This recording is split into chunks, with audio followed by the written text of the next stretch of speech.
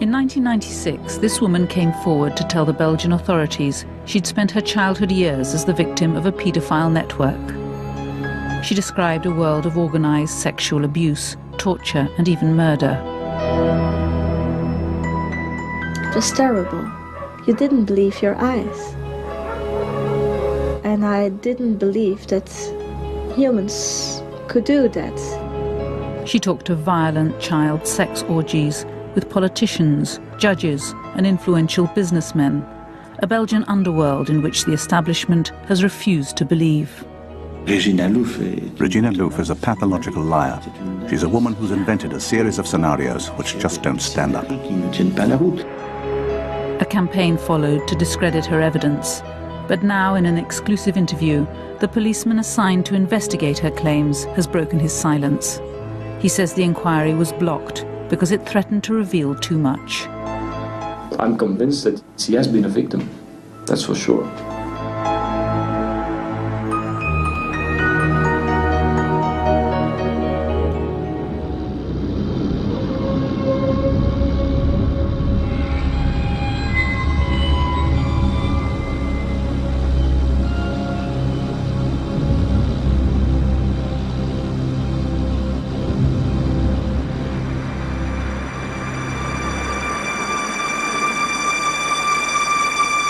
In June 1996, this Belgian slum revealed a bitter secret that would come to haunt the nation.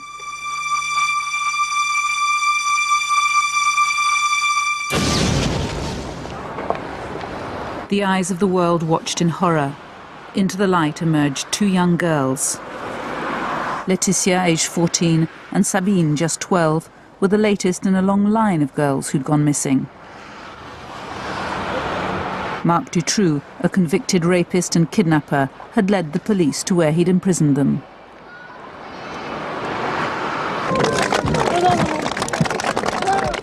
Relief swept Belgium as their tearful homecoming was caught on camera.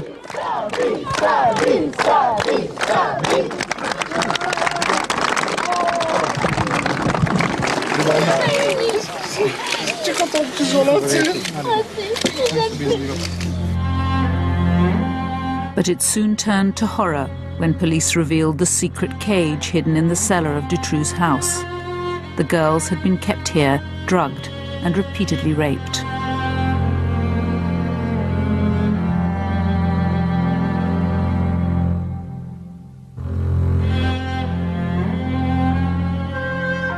But what of Belgium's other missing children? 8-year-olds Julie and Melissa, who were missing for more than a year, and 12 others who'd vanished mysteriously. Was this a new lead in the hunt for them? The hopes of their parents were soon dashed. Within days, Marc Dutroux led police to the site where the bodies of Julie Lejeune and Melissa Rousseau were buried. The parents were informed, but when the Rousseaus asked to see their daughter, Melissa, for the last time, they were refused. We begged, we were crying to see her. Really, we insisted with our lawyer, we really cried. They said, no, it's not possible, that's the law. But we said, what's the point of the law? And they said it's for your own psychological good.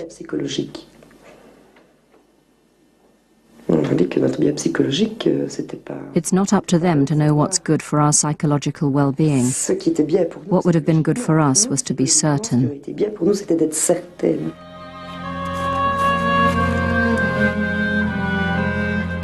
It's 6 years since the police unearthed the bodies of Julie and Melissa, buried in the garden of this house.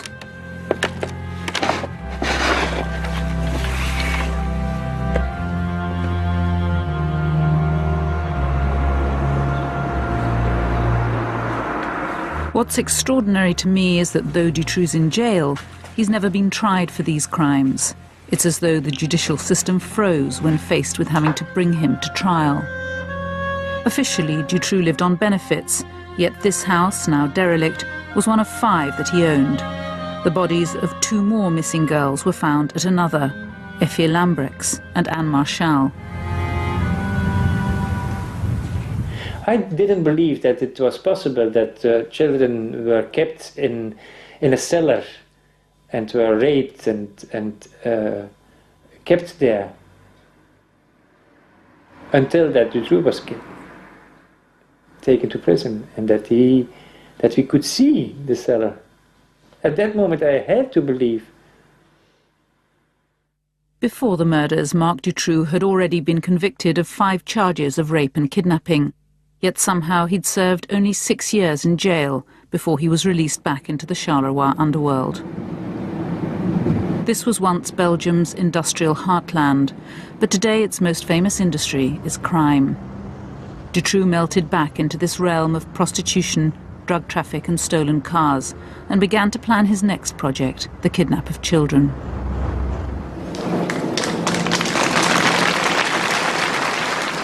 For the parents now burying their murdered daughters after more than a year of fruitless searching, this was not the end of their nightmare. They would soon find out that Dutroux had been a prime suspect from the start, yet nothing had been done to save their girls. Melissa's father is still asking why his daughter was allowed to die. 10 days after the kidnapping of Julie and Melissa in '95, 3 witnesses said it was Dutroux who's kidnapping children. But they don't go looking for Julie and Melissa at his house straight after the kidnapping. It's inexplicable. And he continues to kidnap other children. They put a special surveillance unit to watch Dutroux, and he continues to kidnap children. It's inexplicable. The whole thing is inexplicable from start to finish.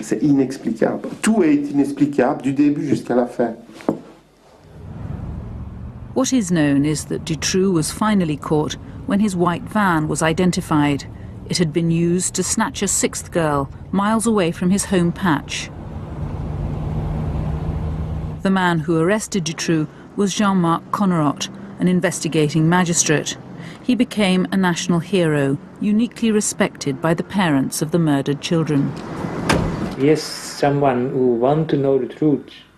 You can feel it. When you talk to him, you can feel that he wants to investigate, that he wants to have the truth. He is a very good magistrate.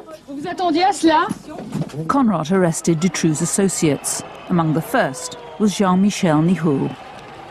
Nihoul and Dutroux had been seen at the site of the latest abduction the night before.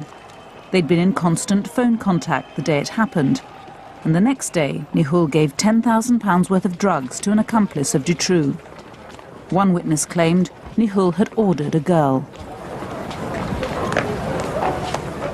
Connerot knew Nihoul had influential friends.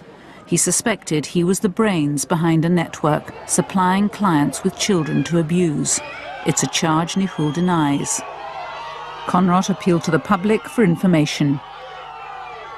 When I saw him walking down the stairs, I thought that I knew everything about him.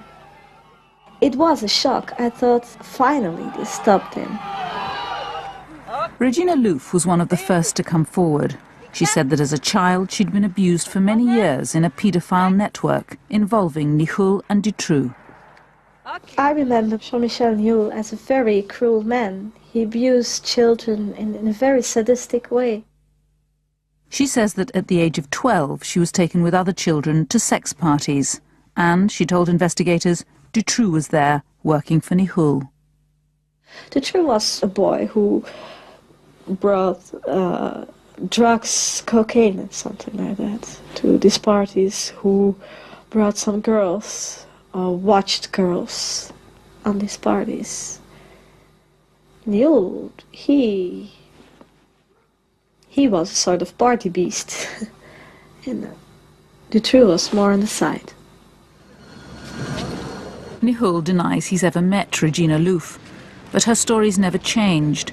Nihoul, she said, was one of those who organised the parties and invited the cream of Belgian society, judges, politicians and influential businessmen, in order to compromise them.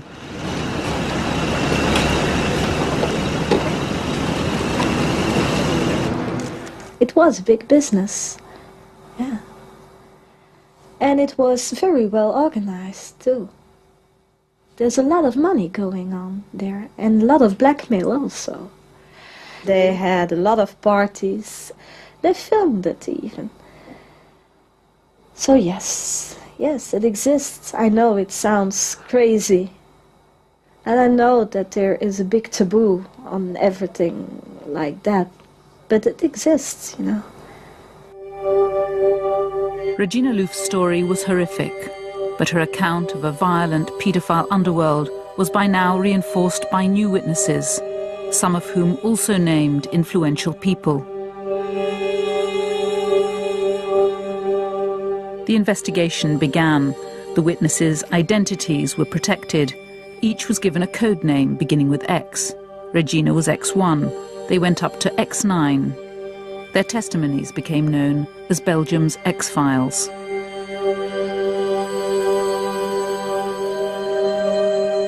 The task of trying to verify them fell to a young police investigator.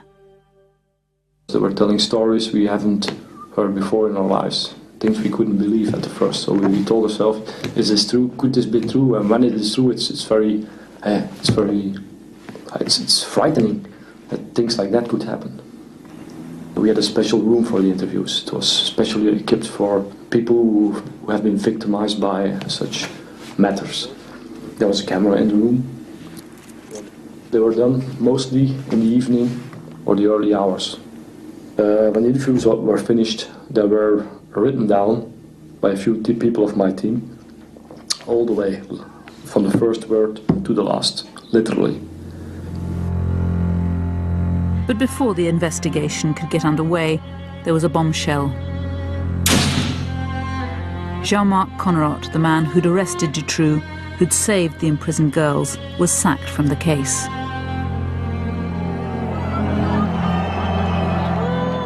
His removal caused a public outcry. Belgians lost faith in their judicial system. They descended on the Palace of Justice and accused the courts of colluding with the killers.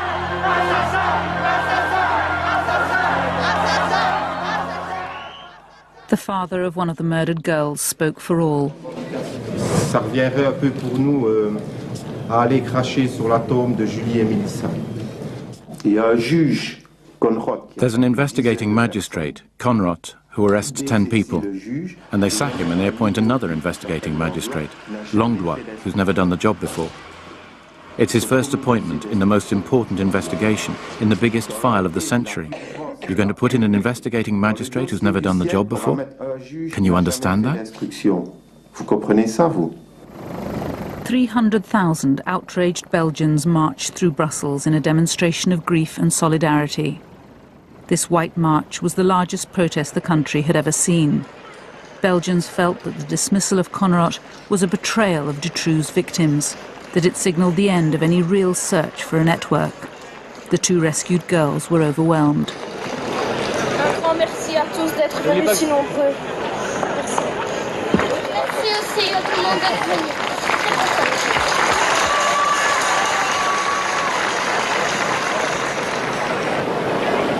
The country's highest legal authorities had removed the only judge in which the public had any faith because he'd attended a fundraising dinner for the families of missing children. A conflict of interest, they called it, a lack of judgment. The government feared a revolution. I think there were a kind of insurrection climate, a kind of pre-revolutionary climate here.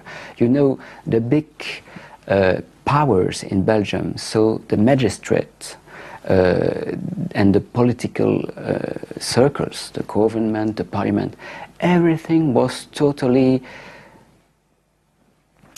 discredited. Everything was totally discredited.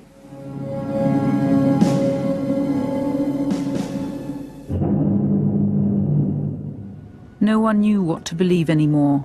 Rumour and speculation spawned a variety of wild theories. He will instigate ultimate fear. A feature film suggested the whole affair was part of an extreme right-wing plot to destabilise the country. I'm very pleased, Victor. 300,000 idiots marching in Brussels. An ocean of white balloons. Magnificent.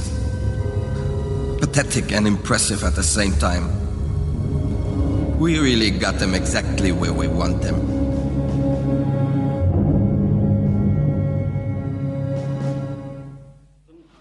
En op verzoek van de Kamervoorzitter, de heer Raymond Langendries.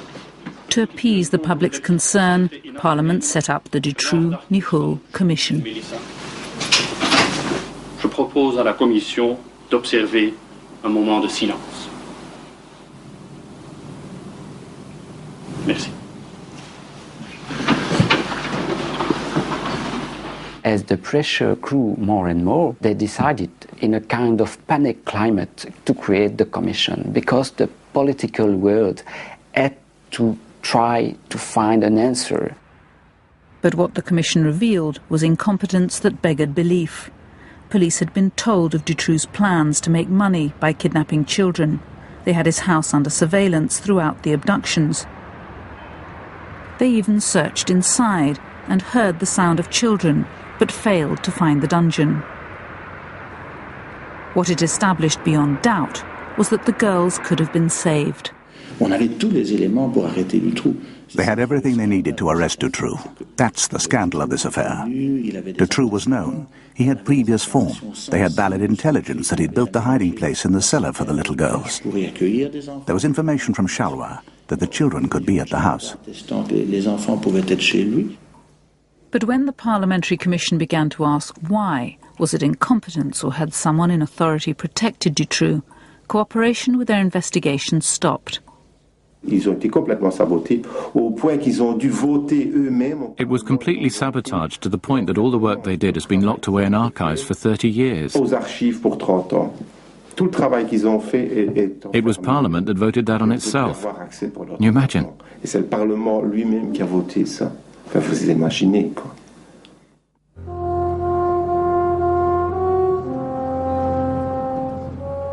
If the Commission's job had been to restore stability, to clear the air of insurrection, it worked. The danger to Belgium's establishment was over. But there was still no answer to the most important question. Was the catalogue of failures pure incompetence, or had Dutroux and his friends enjoyed protection? Were they protected? On the question of protection, we didn't discover much, unless you count the best protection that Dutroux could have had. And that's the incompetence of Belgium's police and judicial system. But Jean-Michel Nihoul, the man suspected of hiring Dutroux to kidnap children, was released from jail after just 5 months. It's still unclear if he'll ever come to trial, and some members of the Commission remain convinced he is protected. We succeeded in demonstrating that Nihoul was really an artist in protection, really a specialized man in manipulating inquiries, policemen and judges. We had proofs about that.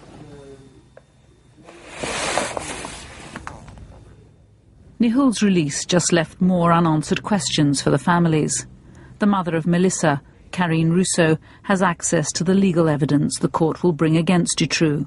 She's found no answers, nothing to clarify who stole, raped and killed her daughter. All charges Dutroux denies. Oui, allô? 5 years on, there's still no admission from Dutroux. There's no material evidence, no witness statements which state that it was Dutroux who really kidnapped the children, who really raped them, and who really killed them.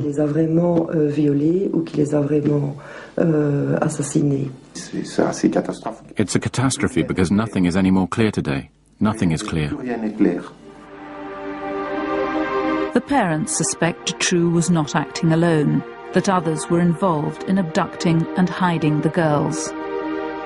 When he was briefly imprisoned for car theft in November 1995, Dutroux claims to have left the girls in his cellar, in this specially constructed cage with a little food and water. On his release, after nearly 4 months, Dutroux claims he found the children barely alive, that he tried to save them, but they died in his arms. But for the Rousseaus, this story can't be true.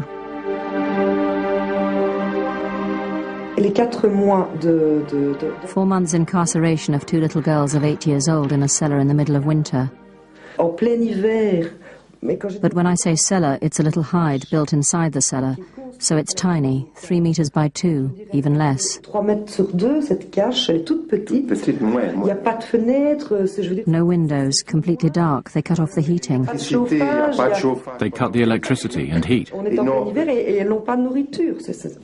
And no food, for 4 months. Then he says when he came out of prison 4 months later, they're still alive. Well, then they're superhuman.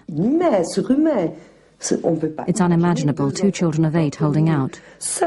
Alone, with nothing to sustain them.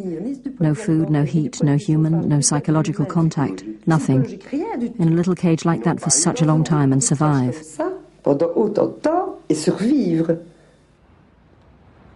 So how did they survive so long? Did someone else keep them alive? The Palace of Justice in Liège is the seat of one of Belgium's most powerful figures, Prosecutor General Anne Tilly, who's in charge of the case. She says there's no evidence to contradict Dutroux' version of how the children died. So how did the children survive so long, nearly 4 months, until Dutroux was released from prison? No, Julie was dead. Melissa was nearly dead, and then she died. I think it was the next day. But Melissa, how could she have survived nearly 4 months? Survive in what condition?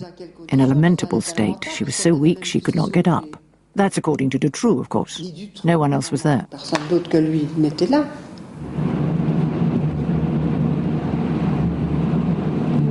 Dutroux was acting alone. This is the mantra repeated again and again in Belgium, with a certitude that for the victim's parents is inexplicable. They believe that investigators have blocked every lead, rejected every clue which would reveal that Dutroux was kidnapping girls for someone else. Most painful, perhaps, is the autopsy report which shows Melissa had been repeatedly raped about 2 weeks before her death, while Dutroux was in jail. So who raped this child? Dutroux denies he raped the girls. But isn't it simple to find out if Dutroux raped them or someone else, scientifically? Normalement, oui. En principe, oui. Normally, yes. In principle, yes. Les analyses scientifiques élémentaires comme recherche d'ADN. But in fact, the most elementary scientific tests, like DNA tests, the traces of the culprit on the body of the child, were just not done. Sur les corps des enfants n'ont pas été faits. Back in the Palace of Justice, they say the DNA tests were done, but the results were inconclusive. Can you explain why there was no DNA analysis done? DNA analysis was done, madame. And the results? Nothing. What does that mean, that there was no trace of sperm? They were in a very putrefied state. It did not allow us to make an analysis of that type, of sperm or anything. That's not what's written in the autopsy report. Again, the story doesn't square. The bodies weren't severely decomposed. DNA can be identified from samples taken long after death. The question remains unanswered. Why is there no DNA result? Might it have shown that someone else had raped Melissa? Other forensic tests that should have been routine were just not done. Human hairs collected from Dutroux' dungeon weren't sent for analysis. The logic was strange. They claimed that as there was no evidence anyone else had entered the cage, there was no need to analyse the hair. In 5 years, Connerott's successor has shed no light on the abduction, imprisonment or death of the girls. Jacques Langlois refused to be interviewed. Langlois don't believe in a sort of network. For Langlois, Dutroux is the only one who used the girls. For Langlois, it's simple. There's one raper, Dutroux, and close the case. By the spring of 1997, evidence of a paedophile network linked to the Dutroux affair was emerging from the testimony of the ex-witnesses. Regina Lauh had provided investigators with details of her childhood abuse, which they'd begun to check. In one of her testimonies, she explained how a certain person had been murdered in a certain place. So we went to look for that case, that old case. She described it, where it happened, more or less. I remember it like it's a film in my head. I can close my eyes and see every little detail of that house where she was murdered.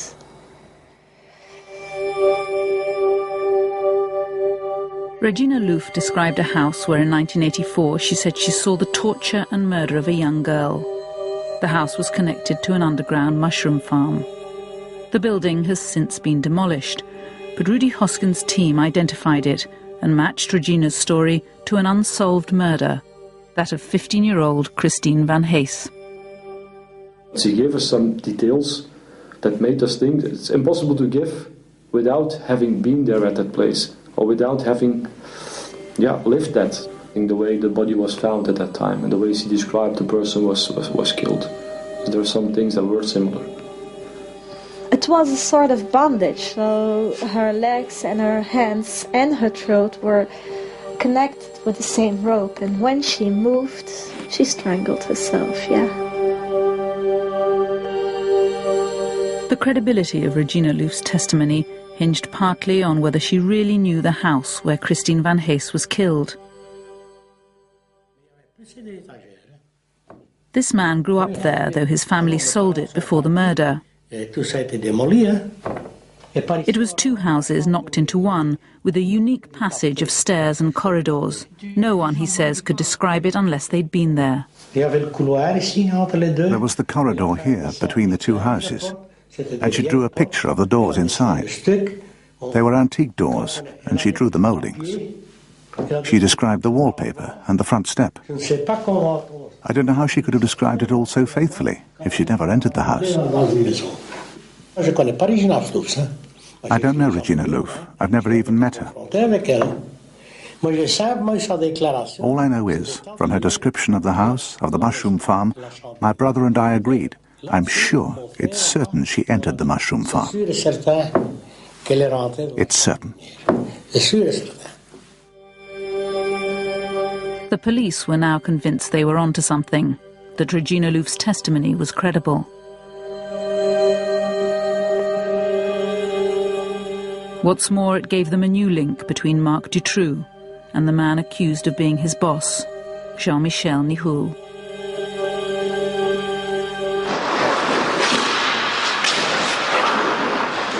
In the year before her death, Christine Van Hees was a regular visitor to the Brussels ice rink, where Marc Dutroux also went. He'd already been banned from the rink in Charleroi, where he was notorious for molesting girls. The manager remembers it well.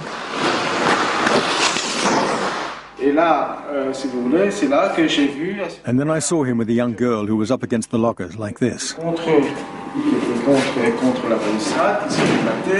And Dutroux, who was in front of her with his hands all over her, like this.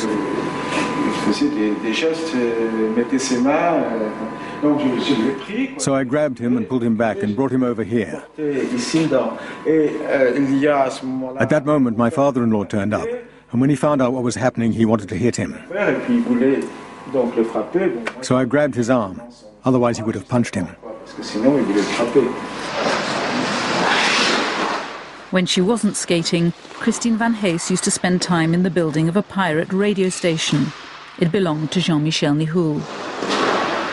Both men, Dutroux and Nihoul, were at Christine Van Hees's murder, according to Regina Lauh. And Dutroux's involved in the murder? He watched it, and he didn't do anything, and so he abused her that night. So, yes, he was involved. How many people were there? I still don't know for sure, but around 8. Nihoul, Dutroux, and a lot of others. So, but everybody except Dutroux is free. Nihoul denied it, but her testimony was dynamite. If true, it meant Dutroux and Nichoul were linked with another murder. But then out of the blue, the investigation was stopped. We received a message that we couldn't investigate anymore, just like that. We were sent home. Just like that. Without an explanation. Because our work hasn't been done all right. Very strange. Why were you taken off this case? I wish I knew. Perhaps we were touching something we couldn't touch. Some people say this, we didn't have to prove at that moment to say things like that. But perhaps we were coming closer to some things, yeah, perhaps. Like what things? I don't know, something Belgium or the world shouldn't know about. Patrick de Batz, the head of Hosken's team, had been one of Belgium's most respected police investigators. It was he who'd taken Regina's testimony. Now he too was sent home, accused of manipulating her evidence. Patrick de Batz, who questioned her, was accused of planting some of the information so that she would reproduce it. You watched that investigation. Was that true? No, no way. No way. But we even had some magistrates, judges, and superior gendarmerie officers watching how we interviewed, and they watched it from the first to the last moment. And if we haven't done it right at that time, they should have said us, don't work that way, but they didn't tell us anything. For de Batz and his colleagues, charged with manipulating an inquiry, a Kafkaesque battle now began to clear their names. They were suspended, and Regina Lauh got a call from a member of the new team assigned in their place. His motive was clear. He said, well, we have to search for mistakes you made now. And you have to prove now that you are right. And I said, no, I don't have to prove that I'm right. You have to investigate if I'm right or not. I'm not a police officer. I can do house search and I can't interrogate my abusers. You have to do that. I just can tell my story and make testimony. That's all I can do. And he said, wrong. You have to prove it. News about Regina's story began to leak out. When the media took it up, it was to destroy her. X1 et ses fantasmes, une enquête au-delà du réel. Madame, Monsieur, bonsoir. L'affaire Dutroux s'est enrichie de... The flagship programme of the government-funded French language channel was unequivocal. De Batz was guilty, they declared, and Regina Lauh a sinister and deranged liar. I think Regina Lauh is a pathological liar. She's a woman who's invented scenarios that don't stand up to scrutiny. It's all been shown to be fiction. Well, no, not according to the investigators who were sacked. They don't agree with you. They say they weren't even allowed to investigate. No, that's not accurate. I continue to believe these men did not do their jobs properly, and that they let the public think that what Regina Lauh and the other anonymous witnesses said was partly true. That's all a tissue of lies. Stories verging on the pornographic. They make no sense. Weren't you manipulated? I mean, people have said she was completely mad. She invented the whole thing. But some people, some people say this, but they weren't there. We lived all the testimonies. We've seen them. We did the investigations. So for ourselves, we know what should have been right or what could have been wrong. But when you haven't lived it, when you haven't seen everything, you can't give an opinion on this. It's impossible. But we found some things that should have been investigated more.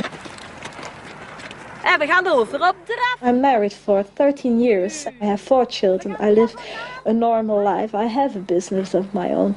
So I'm not crazy. We are labeled as crazy. We have a stigma. We are stigmatized as crazy persons because we had the courage to talk about things that happened in our past with persons who played a role in the Belgian economy or politics or something like that. It was easier to make us crazy than to believe us. Despite its earlier investigating zeal, Belgium's parliament now stood by as Regina Louw's testimony was declared worthless. The judiciary announced it would not be used in any trial. And that might have been the end of it, had the files of the entire Dutroux investigation not been leaked. Marie-Jeanne van Heeswijk and 2 other investigative journalists had access to every witness statement, every police report in the Dutroux affair. Their book on Belgium's X-Files shook the country. How did you get the information for the book?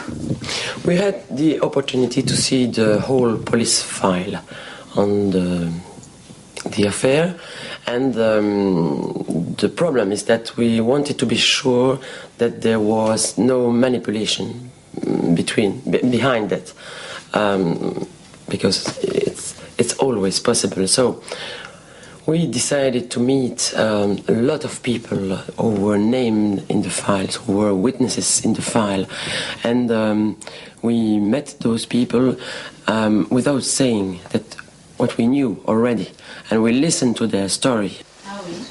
They found the new team had rewritten Regina Louw's original statements. Testimony had been changed.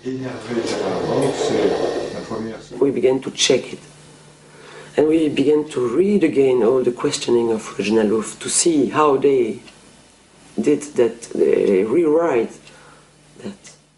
And one by one, we discovered that gendarme colleagues of the Baths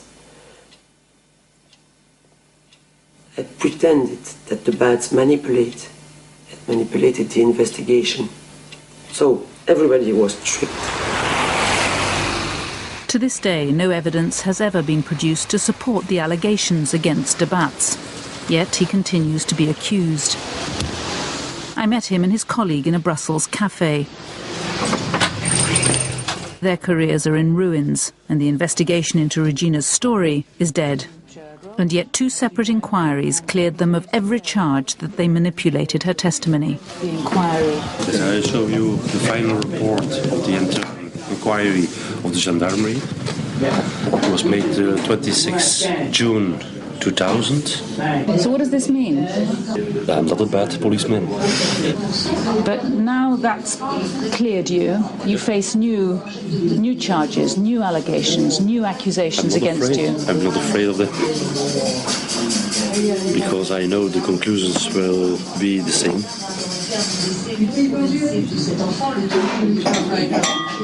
But why this constant barrage of accusations? I don't know. I can imagination things, but I can't explain them.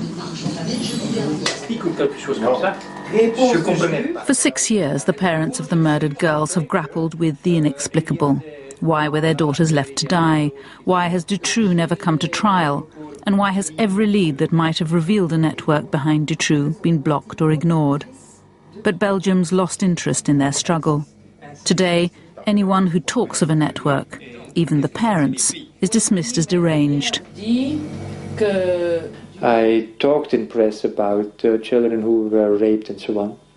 And they started again with saying that I'm a little bit foolish and that I'm fantasizing. I'm sure that in several years everyone will believe that networks will exist. Then they have to accept. Since Marc Dutroux's arrest, anyone who's questioned the official line has been attacked. Every lead that might have widened the net has hit the buffers.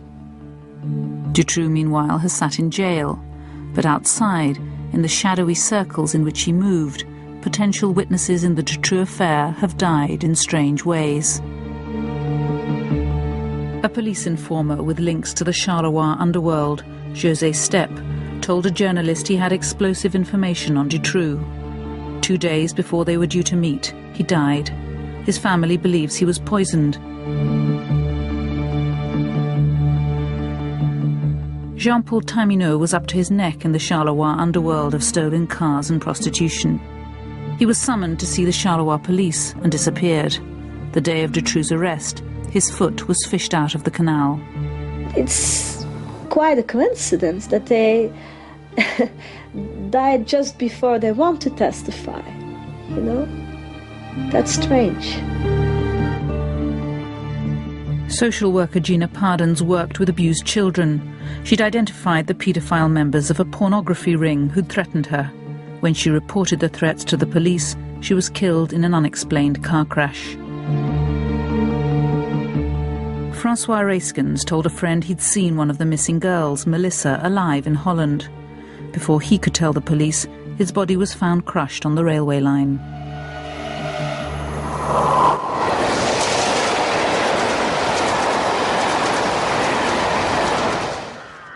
Some 20 people, all potential witnesses in the Dutroux affair, have died in mysterious circumstances.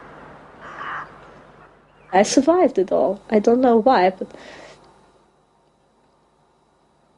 I survived my abuses, I survived my testimony just because I said it all.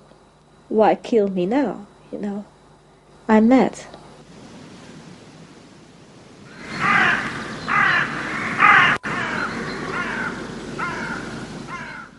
An uneasy peace has returned to Belgium. The streets are calm. The danger of insurrection has passed. The paedophile networks persist. Sometimes there are even arrests. Earlier this year, 19 men from one village were charged with child rape.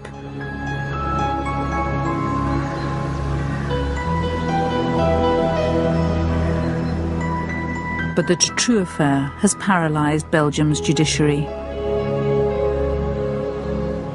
After 6 years in jail, there is still no date for his trial. When it comes, it'll satisfy no one. The trial of Dutroux, it will be a theatre, a circus. And I don't want to be part of a circus.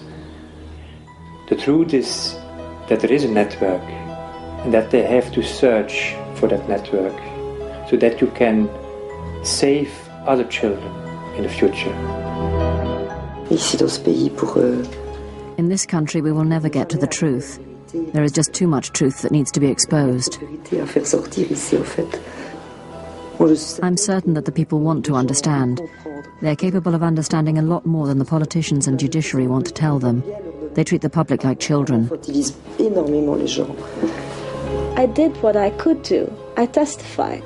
I spoke up to the police, to the judges. I spoke up to the press. You know, I yelled it out. What can I do anymore now? I can't.